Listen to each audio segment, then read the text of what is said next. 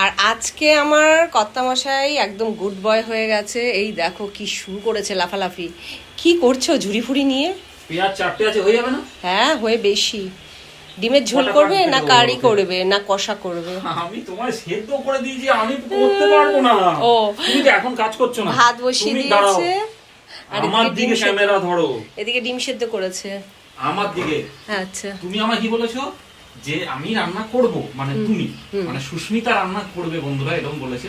এইবার রান্না করতে করতে যদি কেউ চলে আসে তাহলে সে রান্না ফেলে রেখে সে কাজ করতে চলে যাবে পাকঘরে, আমায় তখন হাল ধরতে হবে। কিন্তু কেউ যদি না আসে তাহলে তো তোমায় করতে হবে। আর বাইরে অলরেডি বৃষ্টি নেমে গেছে। হ্যাঁ আমি সেটা দেখিয়েছি। আশা করি ঘন্টাখানেকের মধ্যে এই বৃষ্টি মাথায় নিয়ে কেউ আসবে না, আসলে হয়তো 2, 3, 4টের পরে। কিছু বলার নেই। তাহলে তুমি ততক্ষণে কি হবে, আজকে তো ডিমের ঝোল হবে আর ভাত হবে, বা ডিম কষা হবে ভাত হবে। ঝোল যদি করো একটু, কারণ আর তো কিছু হচ্ছে না। তা আমি তোমাকে হেল্পের জন্য ডিম সেদ্ধ করে দিয়েছি। কালকে কি তুমি ভিটা লাগিয়েছিলে? হ্যাঁ ভিটা না প্রিমিয়াম? প্রিমিয়াম। হ্যাঁ সেটা আমি জানি।